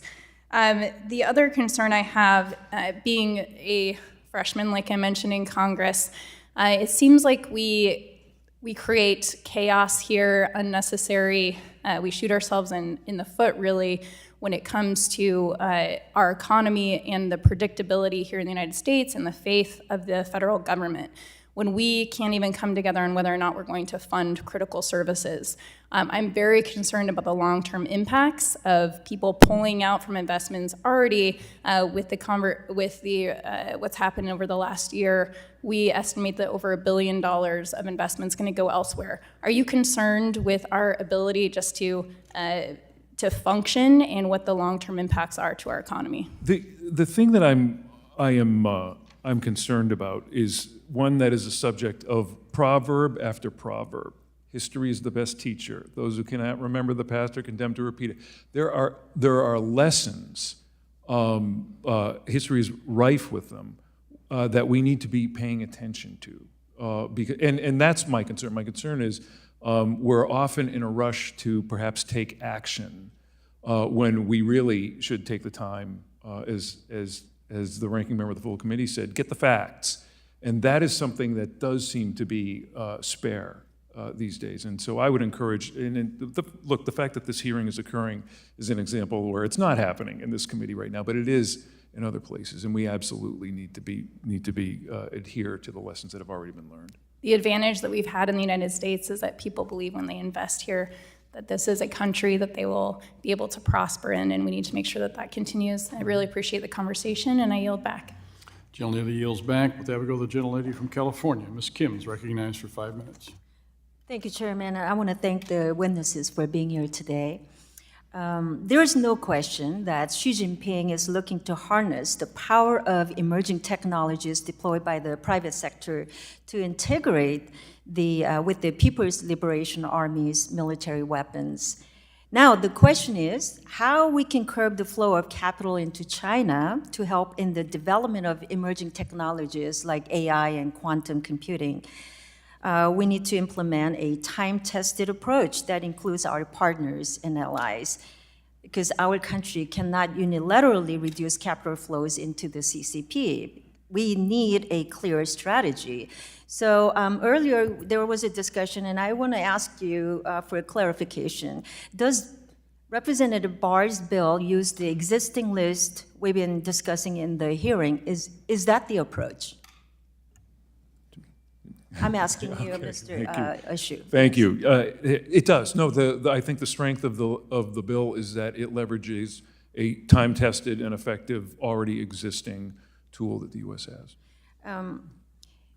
Both Mr. Ashu and Mr. Ferro, in your view, how can we incentivize a multilateral approach to curbing the financing of emerging technologies in China? Do you believe imposing targeted sanctions can help? Mr. Ferro, you can go first. I do think a multilateral approach can help. I do think that the targeted approach is important. As I suggested in my testimony, I think it's probably a combination of types of sanctions that would be most effective in this context. I agree with my colleagues that using targeted export controls, a sanctions-like regime that also involves export controls would be important, but the entity-focused approach is immediate and very efficient. I'll also just quickly say that it appears that venture capital investment and private equity investment into startups from the United States or from foreign investors writ large is incredibly down over the last few years. It's hard to say how much of that is actually smart money that is bringing something along with the investment that would be a benefit, and that executive order, for example, 14105, focuses on those intangibles. But the importance of doing an entity approach or a sanctions approach is there's a huge ecosystem of consultants and advisors and others from the United States who provide those exact same intangibles, managerial experience, an understanding of relationships and networks, and other types of guidance that would be prohibited by an entity-based or sanctions-based approach. Would allies and partners be more willing to work with the United States to screen investments or to impose targeted sections? I think the jury's out on that. Just a few days ago, the European Union, the European Commission released a white paper on whether or not it's going to create outbound investment controls similar to the United States. And essentially it said, we're going to take 2 years to collect data and decide if we even need to do this 2 years from now. So there's a lot of work to be done on the sort of screening approach or the new outbound investment approach. I think it would be, personally, I think given that so many countries around the world, allies and partners of the United States, are familiar with economic sanctions, and we've done them in a multilateral way, and export controls, by the way, in a multilateral way, that I think that there would be much more momentum in that regard. You know, I believe, we all believe, a key to ensuring emerging technologies do not fall into the hands of our adversaries like China is to get our partners and allies on board with similar protective measures. I think we agree on that. Let me ask you, Mr. Ashu, are sanctions a time-tested and effective national security tool? And what would be the advantage of placing any regime into companies of concern under jurisdiction of Treasury's OFAC? Because it's time-tested and effective. Again, the number one problem with a new regime is that it would automatically start by not being multilateral, because we'd be the only ones doing it, and that would be a disadvantage to the U.S. The SDN list, while it's not necessarily the product of a multilateral approach, it is well known and well regarded by our allies and friends, and that gives it strength. We cannot go it alone on this. In the U.S. export control system, if you're worried about a particular technology, such as artificial intelligence or any other emerging technology, that is already the subject of a multilateral process. That process can then be leveraged into the financing. So working with time-tested, effective tools should be the place where we start. Thank you. My time's up. I yield back. Gentlelady, time's up. Excuse me, gentlelady's time's expired. With that, we go to the gentleman from Illinois. Mr. Foster is recognized for 5 minutes. Thank you, Mr. Chair.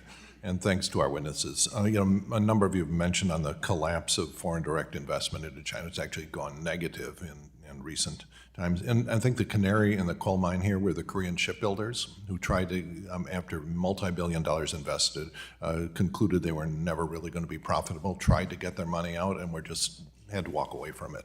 And this happened years ago. I've been a little bit unhappy with the fact that even though this is very obvious to many observers, the mainstream financial media, I think, did not present a fair view of what the dangers were. I think that a large part of it is that a lot of the interest groups that make their careers dealing with China weren't willing to acknowledge the problem as quickly as it was obvious to a lot of observers. Do you think I'm correct in that? Has there been a lag in getting the problem, in getting your money out of China recognized? Or is that just something? My wife is Korean, so she gave me early warning a few years ago that certainly the Korean press, they understood the difficulty in getting money out. I was just wondering if you share my impression there. Start. I'm not a student of the dynamic you're referring to, but it sure makes a lot of sense to me. Okay. Now, the big story this week is the collapse of Evergrande, which is referred to by some of the wags as the largest of the endemic real estate firms, which is an interesting adjective. And they have something like $300 billion in debt and $20 billion in foreign debt. Do we have any reading on whether the foreign investors are going to be treated fairly in that liquidation or not? Or do you have a guess? I'd be worried. Yeah. I'm not aware of any indication. Any indication, yeah, because I think that is something we all have to look at. Because the reason you invest in places like China is at some point you expect to get your profits out. It's unclear to me, for example, whether Tesla investors are ever going to get their money out when they're faced with a level of subsidy where there are gigantic I think you look on Bloomberg and they have these videos of gigantic graveyards of electric vehicles that were manufactured not to be used but to capture their subsidies. You can look at the Chinese success in capturing the solar panel market, but they've done this and they've just lost their shirt on that investment. And you can make the argument that our best play there is to simply say, okay, you're going to subsidize your solar panels to that extent. Let's just buy everything, buy everything cheaper than the cost of production from them, get our, decarbonize our economy, and then slowly convert to a U.S. manufacturing base for next generation solar panels. And so I think we have to be strategic in this. And I think that what the Biden administration, for example, in solar panels, their pragmatic approach should say, look, to decarbonize our economy, we're going to have to continue buying over-subsidized Chinese panels and let them lose money manufacturing them. We'll decarbonize our economy and then concentrate on next generation. That seems like a very good strategic management of this. Now, Ms. Gilcrease, you've mentioned the importance of thoughtful collaboration with our allies. And this is another thing that sort of gives me heartburn about what the administration is doing and a lot of the rhetoric on Capitol Hill. That it seems to me that if we're going to draw a fence around our economy, that fence shouldn't be drawn at the borders of the United States, but around the free economies of the world, the free democracies of the world. And so I'm not worried that, for example, if key components in the semiconductor supply chain go through Japan, for example, or Korea. And the only reason to be worried about Taiwan, frankly, is the military threat there, not their. And so how do we best handle that? And do you have any comments on what the administration might be able to do better? Thank you for the question. It's so important, as we've all noted, the importance of working with our allies, and it's absolutely right. I mean, we need to be thinking about techno-democracies and how we can work together to identify those technologies that will be critical and make sure that our institutions are fit for purpose. There's an ongoing conversation, for example, about the Wassenaar Arrangement, which is one of our key export control regimes that includes Russia and does not enable the same sort of robust country-specific concerns as we might want in the China context. So there's a lot of analytic and diplomatic work that the United States needs to push forward to make sure that we have the structures in place to, again, identify these areas of strategic technologies of shared concern with our key allies, and then make sure we have our domestic authorities aligned and make sure we've got cooperation mechanisms so that we can align FDI screening and export controls and whatever additional tools that may be coming down the line. Yeah, thank you. And when you figure that out, please let us know. It's complicated. Thank you. My time's up. Gentleman's time has expired. With that, we go to the gentlelady from Texas, Ms. De La Cruz, for 5 minutes. Thank you, Mr. Chairman, for holding this hearing today, and thank you to the witnesses for appearing before us. Decades of trade has enriched China, while DC bureaucrats believed that including them in the U.S.-led global system would make China open up and become a cooperative part of that system. Unfortunately, this was not the case.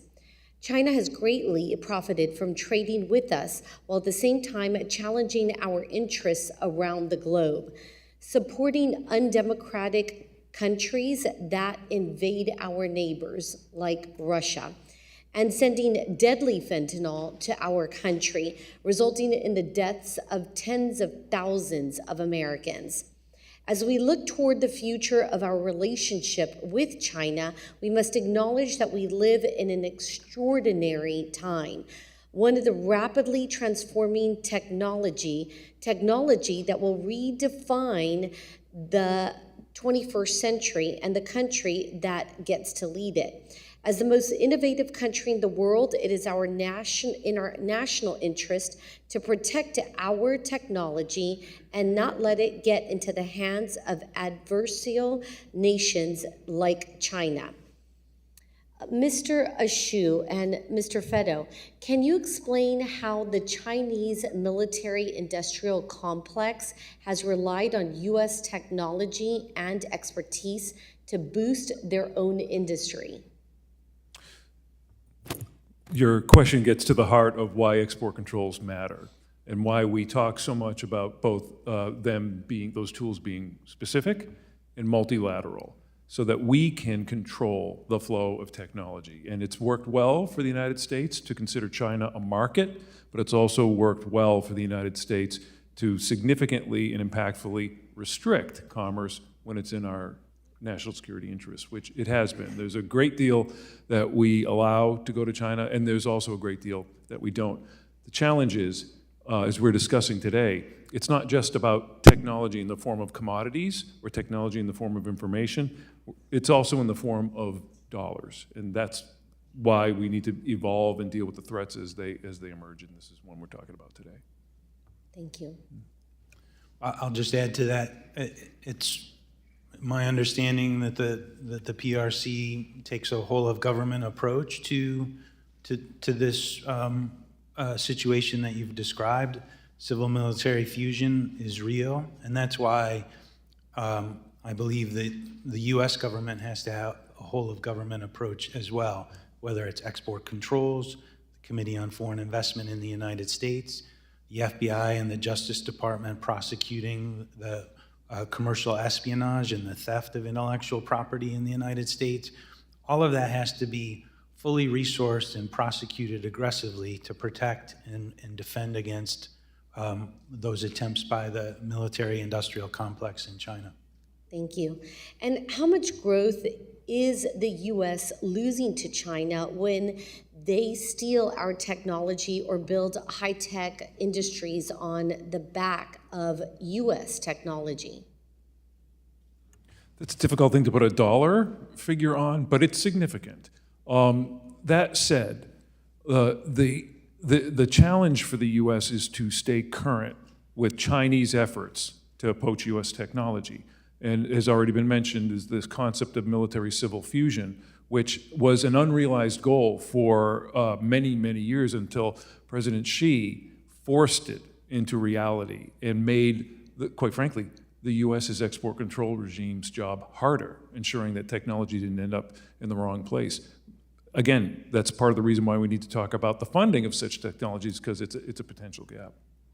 And one last question. How much of that do you know is from espionage as opposed from cooperative business relationships?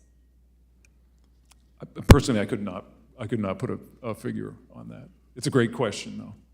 I don't have the number either, but I know the FBI director has repeatedly testified before Congress about opening up investigations related to Chinese commercial espionage, one every 12 hours. So I don't know if those numbers still stick, but it's a significant effort by the Chinese government. Thank you. Thank you. I yield back. Gentlelady yields back. With that, we will gentleman from Connecticut. Mr. Himes is recognized for 5 minutes. Thank you, Mr. Chairman, and thanks very much for this really interesting conversation. I want to drill in a little bit. I used to work in the capital markets, and I'm actually ranking member of the Intelligence Committee right now, so I have a pretty good feel for the propagation of technology and what works and what doesn't. I understand the instinct very much that if there is a rogue or a company that is serving the PLA's interest in some nefarious way, that we might want to bring a whole of government approach against it. But I hear constantly this idea that why should we fund our own demise? And I'm in politics, so I understand the attraction of that statement, but I think it's worthy of some scrutiny. So here's a thought experiment I'd love to have you answer. It's I think, a real-world example. Let's pick a really scary technology that we don't want the Chinese beat us to. Let's just pick, cryptographically relevant quantum computing, right? This is important. Now, there's a Chinese company that is doing cryptographically relevant computing. They've done qubits in a scalable way. We really care about this. Dore. They invite, in a $100 million early round, they invite U.S. venture capital in. With that comes 4 weeks of due diligence, regular updates on the progress of the company, maybe a board seat, U.S. venture capitalist. Door B is a Belarusian shady investor in that early round. No due diligence for U.S. companies, no board seat for U.S. companies. Do we walk through door A or door B? Quickly, we don't need to talk about it a lot, but do you have strong preferences about door A versus door B? I'd pick door A. Door A. Anybody picking door B here? Nobody's picking door B. No, and what door A does offer is something we talked about earlier, which is insight. Insight. I'm ranking member of the Intelligence Committee. We spend $85 billion-ish a year trying to collect information on this sort of thing. And again, nobody is saying door B here. Everybody is saying, let's do the 4 weeks of due diligence, let's do the site visits, let's get the board seats because we want that information. We don't want the Belarusian angel investor to get that information. One of you worked on CFIUS. Emily was, okay, two of you worked. Philosophy of CFIUS, as I understand it, from 1968 onward, was that we perceive antagonistic adversarial companies' investments in our economies as a risk, as providing benefit to potentially China and risk to us. So as we talk about restricting investment into Chinese innovative companies, are we not implementing a Chinese CFIUS program, which adds risk to us and benefit to them? Help me understand why we're not implementing a reverse CFIUS in assistance of China. Help me understand that. Well, it's a little bit of logic jujitsu there. I mean, I get your point. It's not jiu-jitsu. I think it's called the converse. CFIUS is created to do exactly to prevent exactly what you described behind, for example, door A, right? I'm not advocating for a CFIUS like structure with respect to outbound investment. My position is there are clearly entities in China that are affiliated with the Chinese military and should be off limits for services that an intangible support that Americans could provide to the advancement of those high-tech companies. Yep, I got it. And don't get me wrong, again, I spend a lot of my time on national security, so when there's cutting-edge research being done, innovations being done that could pose a threat, I want us to know about them. I want us to be there first. I want us to know about them. I think the idea of foreclosing the opportunity for friendly capital to go there is precisely counterproductive to that. I also have concerns about whether, I appreciate, sanctions I think are a powerful tool. Multilateral action is a tool. There's a lot of sources of money out there. Do you think the U.S. is ever going to succeed in cutting off all of the sources of capital to roguish, dangerous companies? Does anybody believe that? Okay. I also have concerns, by the way, about effectiveness. In 2022, the Biden administration forbids the sale of 14-nanometer technology, semiconductor technology, to China. Last year, Huawei came out with a Mate 60 Pro phone. What is the semiconductor in a Mate 60 Huawei phone? Anybody know? I believe it's 7 nanometers. 7 nanometers. Thank you. Yield back. Gentleman yields back. That will go to the gentleman from New York, Mr. Meeks, recognized for 5 minutes. Thank you, Chairman Lukemeyer and Ranking Member Beatty, for holding this important hearing and permitting me to participate in it. Today's topic is crucial. The People's Republic of China is America's foremost strategic competitor. It has 1.4 billion people, and it's the second largest economy in the world. In crucial technology sectors, the PRC has shown that not only can it copy American tech, but it can compete and innovate.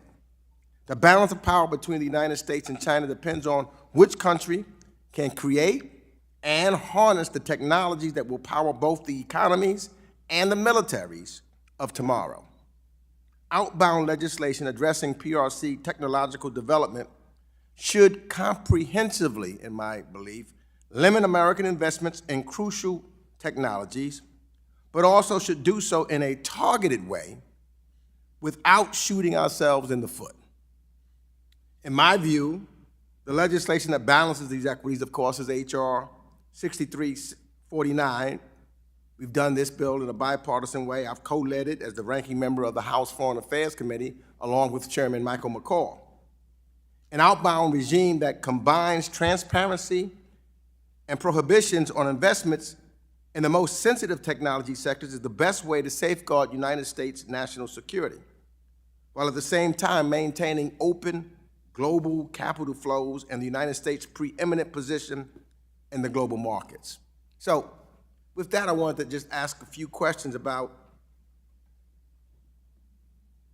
what would help delineate between the different approaches to address the outbound issue. And so I'll start with Ms. Kilcrease.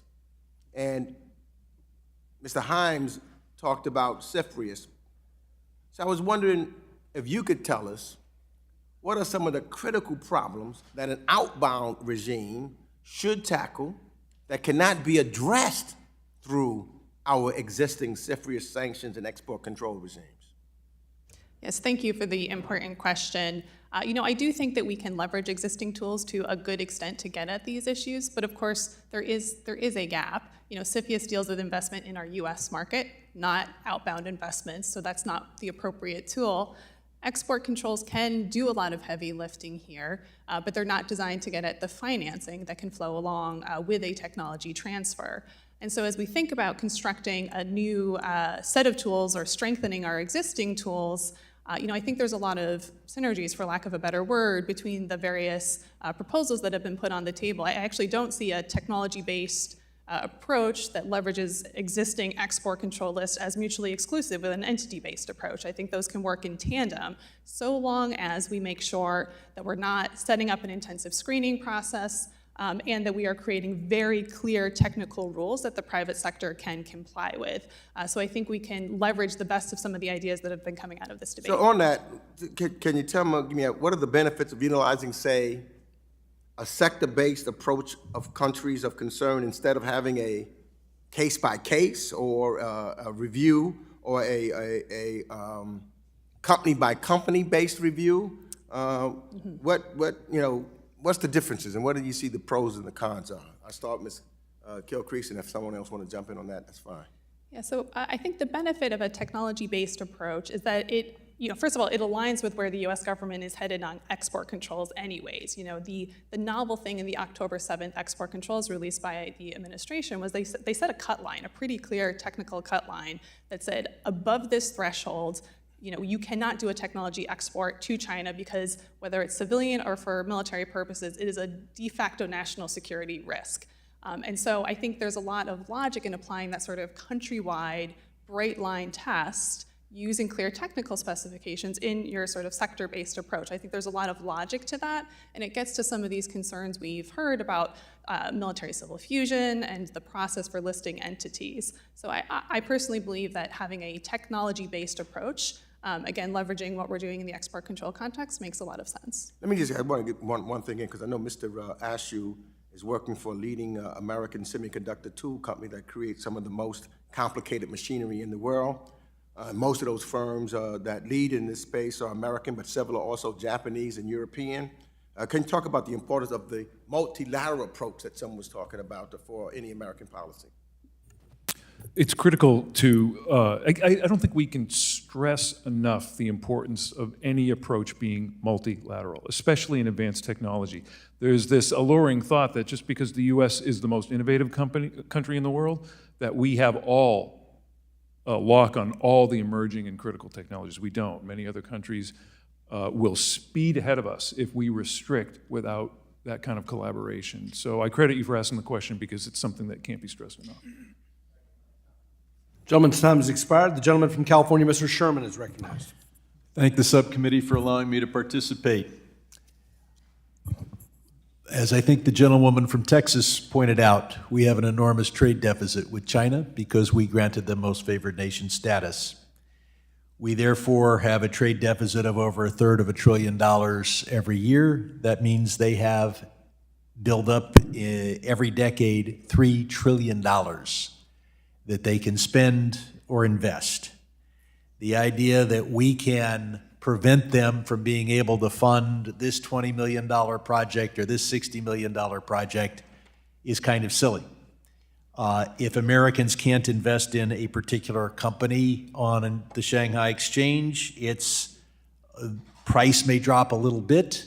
Chinese investors will see that that's a buying opportunity and the stock will go back up. But while we can't prevent China from funding $20 million here, $50 million there, we can discourage the export of American technology. And it's one thing to say, oh, here's a fully drafted plan, and somebody's going to sell it for $40 million, and we're going to prevent the export of that technology. But often technology is know-how. It's a connection. It's an idea. And when an American company has an incentive to provide that to a Chinese partner, it will be provided. The best example of this was we had American companies contract with China to put their satellites in orbit. So what did our companies do? They told the Chinese how to do a better job with their rockets. And so did our insurance companies who were insuring those launches. So we want to discourage joint ventures, major venture capital investments by people in the United States who have ideas and have knowledge and contacts that they could pass on. Now, while we can't starve China for investment capital, we don't need to incentivize it. We have a capital gains allowance in our tax system. The thinking is that we should forego tens, maybe hundreds of billions of dollars of tax revenue to encourage people to buy stock which builds the economy. Well, when they buy stock in a Chinese company, they're building the economy of China. Ms. Kelsey, can you think of a reason why we should provide very enormous tax incentives for people to invest in Chinese companies? I can't, sir. That does sound interesting. Does any of our other witnesses think it's a good idea to provide the capital gains allowance and the step up in basis upon death as investment incentives when you're investing in Chinese companies? One word answer? I see one witness, I think both of you are shaking your heads no? Yes, well, for the record. We've got one oral no and two nonverbal no's. Now, you know, if it was my preference, we wouldn't have American capital flowing to China at all, except we have a certain vulnerability because we have this huge trade deficit. They've got a lot of money, and we need them to invest it in the United States. And while stock investments and equity investments are roughly equal, going in both directions, they have more than $1 trillion more of debt capital that they provide the United States. Now, debt capital isn't as valuable to our economy as equity capital, but it's $1 trillion. So it's very hard to say we're going to stop, we're going to cut the flow of capital in one direction. But I will point out, as that capital gains allowance, China has investment incentives for its own people to invest in Chinese stocks. They don't provide those incentives to invest in the United States stocks. So there's certain fairness there. And finally, I'll point out as to the trade deficit, we have tariffs on China, their tariffs on our goods higher, and they can orally instruct their companies not to buy American goods. And we can't prove it, we can't know about it, they just don't buy. And that's why we have a huge trade deficit. That's why we need much higher tariffs on Chinese goods to make up for their non-tariff and non-disclosed barriers. And I look forward to working with my colleagues on all these matters. I yield back. Gentleman yields. The gentleman from Iowa, Mr. Nunn, is recognized.